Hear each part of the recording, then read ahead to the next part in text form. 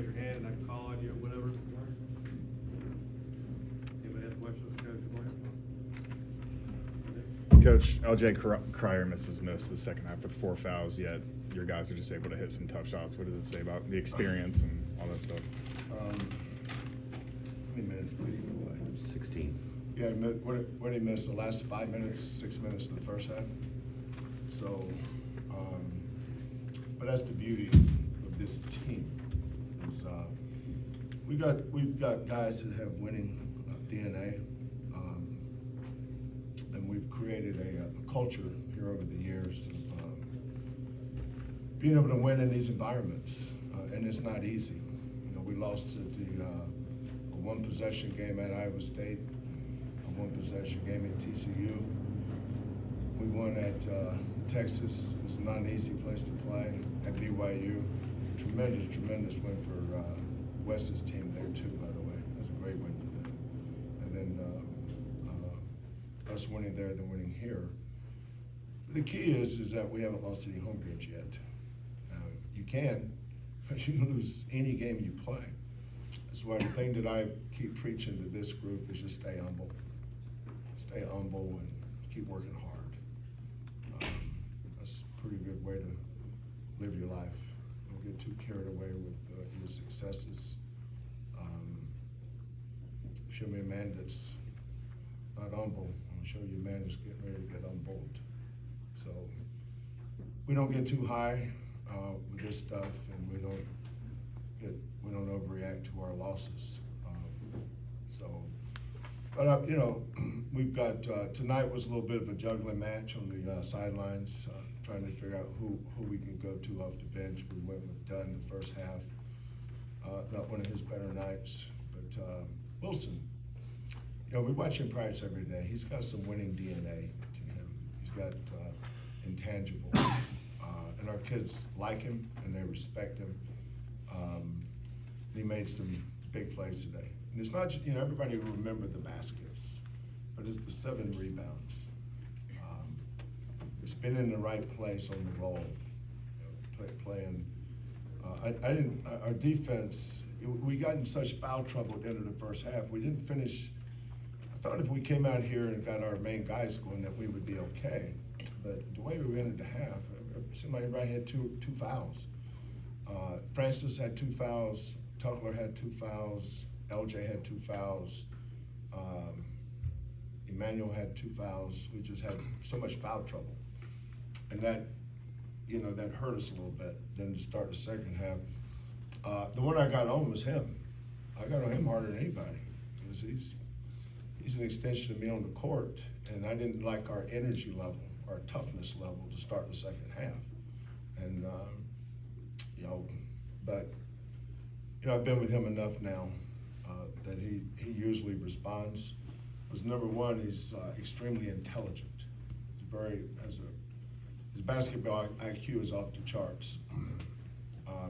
He's also a 3.84 student first semester, so he has it both ways. And then this kid here, these 2 guys here. I mean, Jamal's freshman year, he was with the team that went to the Final Four. Sophomore year, he's on the team that went to the Elite Eight. Junior year, they went to the Sweet 16. And these 2 had a lot to do with that.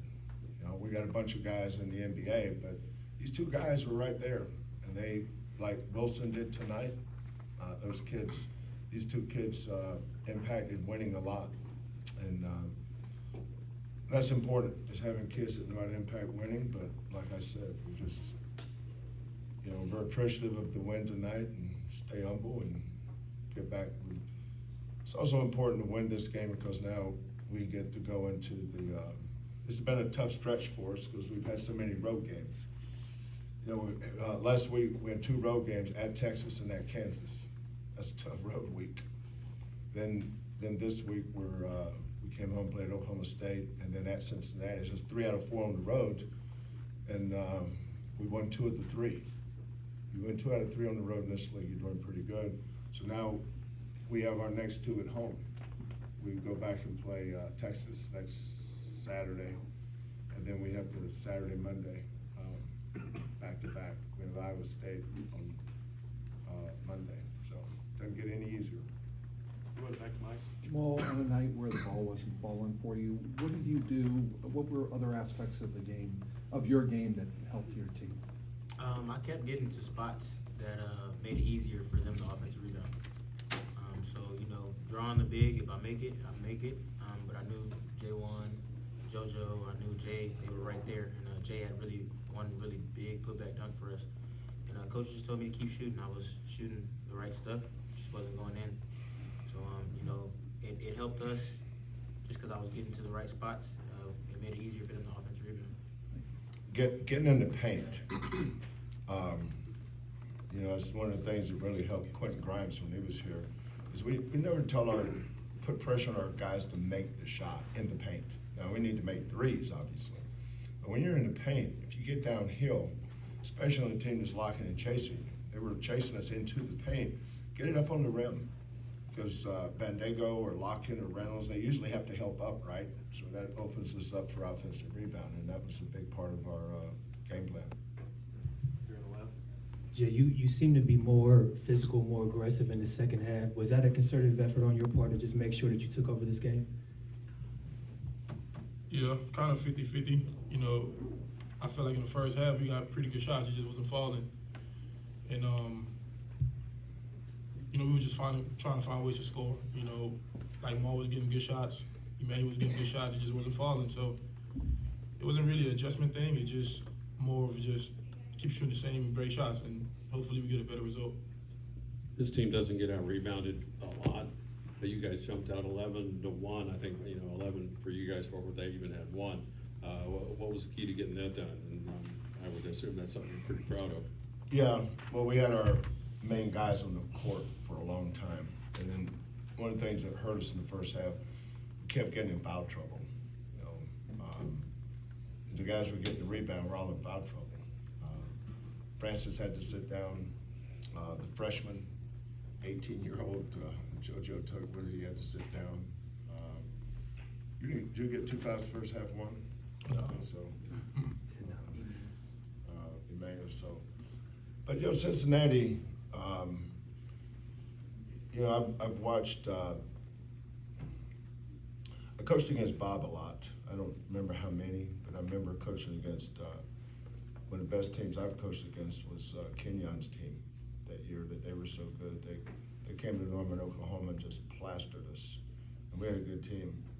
But I felt like we were boys against men that night. They were so good. And then mixed teams and Wes's teams. Anytime you play Cincinnati, it's always going to be a tough physical game. But we don't mind that either. Does playing in the Big 12, does that change anything when you're playing Cincinnati? Did you notice anything different today than in matchups past? No, for us, moving leagues, I don't know how to explain it, and I do want to make sure I say it the right way, but we just changed teams we were playing. We haven't changed anything on who we are and what we value, our core values. We had how many times turnover? We had 5 turnovers tonight. We had 17 offensive rebounds, scored 22 points.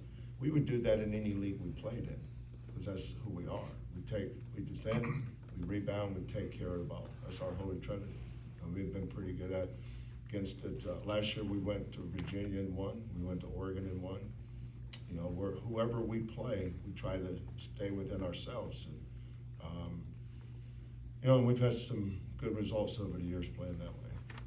Time for a couple more questions. 1, 2. Coach Jizzle James, 10 points for Cincinnati tonight. It's not easy for a freshman to play that way against your defense. Yeah. Just your thoughts on him as an offensive player and his defense on Jamal throughout the night. Well, he doesn't look like a freshman, does he? No, he's strong. He's a big, strong guard. He's got great quickness, and I like his game a lot. He's only going to get better. There's JoJo Tugler for us. He's going to be a terrific freshman. Jizzle James. I just like saying his name. Jizzle. What do you guys call him, Jizzle? Jim. You like saying that, don't you? Edgerrin James Jr. Yeah. I would never call him Edgerrin James Jizzle. Jizzle. Jay-Zill, what, something.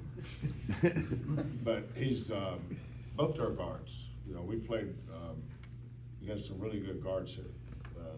Maybe the best one I coached against was the Logan kid. He's pretty good. He's got a ways to go for him. He's Steve Logan now. Is that his name? Yep, that's him. Logan was a monster. Is he good? So Chisel James is gonna be really good though.